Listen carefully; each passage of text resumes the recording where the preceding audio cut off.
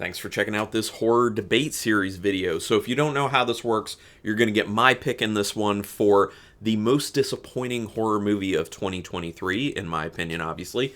Then you'll go over to your friendly neighborhood Uncle Pete's channel, or maybe you've already been there and this is the last video of the two you need to watch.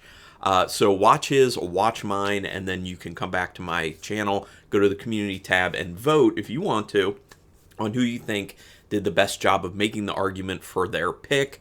Or there's also a tie option if you want to do that, because, you know, it's just fun to vote on these things. It's a friendly rivalry, and we've been having fun with it. Also, we highly encourage comments. And like I've said before, you can put the same comment on mine as you do on his, because we don't necessarily read each other's comments. So yeah, you can just go ahead and do that. Love the participation. And also, that's when we want to hear what you choose as your most disappointing horror film of 2023, because there's a wide variety of disappointments to be had by different people. So let me get into it. What is my pick for the most disappointing horror movie of 2023? It's got to be Meg 2: The Trench. Now, I know a lot of people will be like, really? You had high hopes for this film? I didn't have super high hopes, but this is the thing. When the first movie came out, I had zero expectations. Watched it, it was a lot of fun. I think a lot of people agreed that it ended up being one of those films where you didn't expect much, but you got a lot more than you thought you were going to get. It was fun, it was kind of ridiculous and over the top, intentionally so. It's kind of winking at the audience while it was doing it, and you were like, when you found out there's a Trench 2, or at least this is how I was, or Meg 2, I was like, oh, sweet, we're going to get more of the same. It's kind of like a stupid, over-the-top, ridiculous, winking at you type of shark film. Because who doesn't like a fun, gigantic killer shark film? And yeah, we got like a little bit of that in Meg 2: The Trench, but the product that is the first one versus the product that is the second one are light years apart, very much unfortunately. So let me get into some of the points that I put down about this one. The first one was so much fun, and this one falls unbelievably short. I think one of the big things is the pacing is so terrible. The pacing in the first one was really good. They really kept things moving. They really put in a decent amount of fun with the shark. There's a lot of shark action, and there's a lot of shark in it. At first, you know, obviously we believe it's just one shark, and then we find out in that nice surprise that there's a second one, an even bigger one, which was a wonderful twist that I personally did not see coming. A lot of other people also didn't see coming. And you don't really get that so much in the second movie. Also, like I said, you know, the pacing is just so good with the first one. The pacing in the second one is so terrible. There's all this meandering that goes on. There's way more dialogue that they end up focusing on. It literally seems like they really didn't know how to do the movie, and they were just throwing in as much dialogue that didn't really have much of anything to do with the actual story or the actual movie that was going on. It was just more like banter between characters, and it was like crappy banter too. That's kind of the big problem. Like, if you're gonna have banter, it actually needs to feel like fun or kind of funny or kind of cute or something.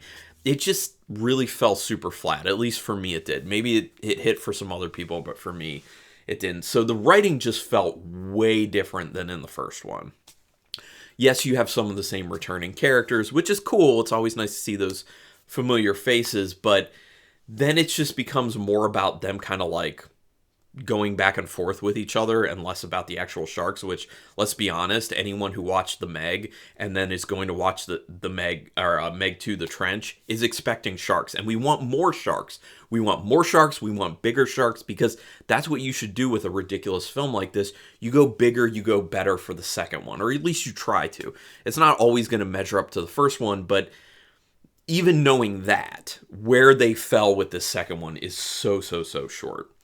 The other big thing, this is a huge thing that I heard a lot of people talking about when the film came out. Where are all the Megs? They talk about there being multiple Megs, and the thing is, they're barely featured in the movie.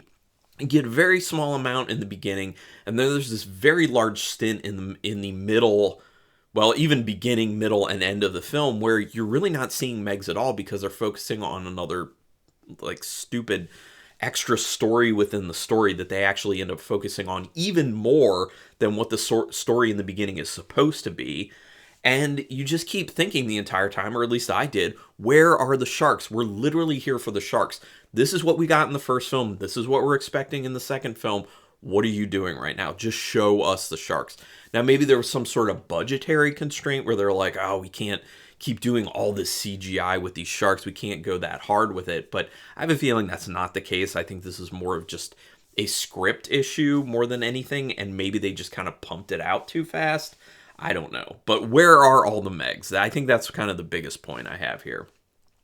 The movie is way too long, and it drags so much until maybe about the last 15, maybe 20 minutes of the film.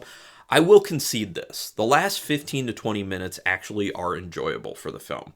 The whole thing where all the creatures are kind of coming out of the trench, and even having like a giant squid, or I think it was a giant octopus, causing havoc. Like, that's cool. That's fun. That's engaging. Like, there's a lot of cool action going on with that, and people actually in peril, not a bunch of people just talking and other stupid subplot stuff that actually becomes more the primary plot. But that's the good part. But why do we wait so long in the film to get to that? There's a little bit of intrigue in the beginning, maybe first 15 minutes-ish. Then it's like a 2-hour film. It actually may have been slightly over 2 hours. But to have like an interesting setup of like 15 minutes and then a bunch of just drivel and then like an interesting kind of 15 to 20 minutes at the end, it's not good. That says that the script was terrible, and what they needed to do was also significantly cut that film down, because like I said before, the pacing is horrendous with this film. It gets so boring. It's one of those movies that you just know when people are watching it, they're actually not watching it, they're getting on their phone and they're doing stuff and just kind of listening for the most part, and then looking up when something actually interesting is happening, which in this one, it's not that often. The dialogue is horribly written and feels like it's just there to waste time.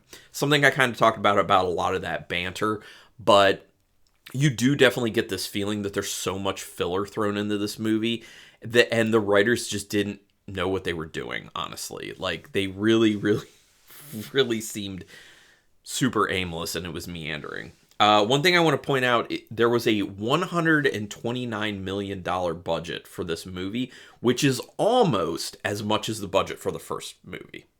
So, they pulled it off for the first one, had almost the same budget for the second one. You would assume that they could pull off something about the same.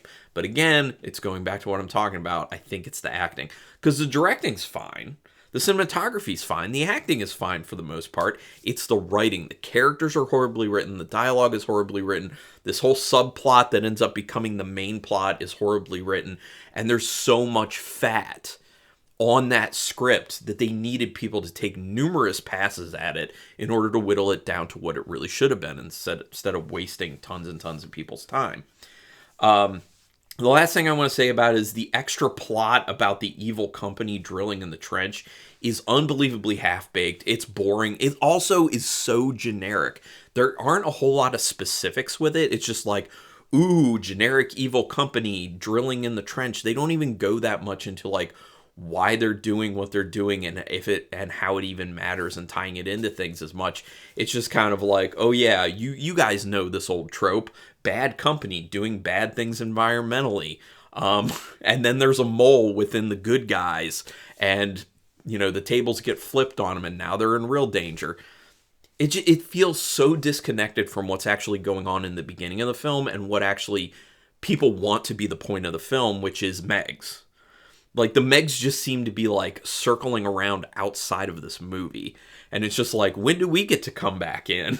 And everyone's feeling that when they're watching it. So, anyway, those are all my feelings on why I think Meg 2 The Trench was the most disappointing horror film of 2023. Now, I'm sure there are other really great picks that you guys could throw out there, so go ahead and put it in the comments. On my channel video, and also Uncle Pete's, which I didn't say this. Uncle Pete's channel is linked in the description. So yeah, go ahead and check that out. But I'm very interested to see what other people say here. And I know some people might be like, really? This was the one that was the most disappointing to you? Yeah, actually it was, because I watch a lot of movies that are more like serious and supposed to be really good. When I watch something like The Meg, or when I watched the first Meg, I just wanted to have like dumb fun. And I thought with the second one, I could get more of that dumb fun, and that's relaxing to me. And so when I watched it and I just didn't get what I was hoping for, it became the biggest disappointment for me of all horror movies of the year. So justified for me personally, but tell us about you. Anyway, comments, do me a favor, hit the thumbs up on this video and Uncle Pete's. Subscribe to both our channels if you haven't. That is the best way to support both of us for all this free content we put out there. And hit the notification bell buttons on both our channels. You'll know then when we're putting up videos. But regardless, thank you for your participation with this. Thank you for just watching the videos. We do appreciate that. And until next time, keep it brutal.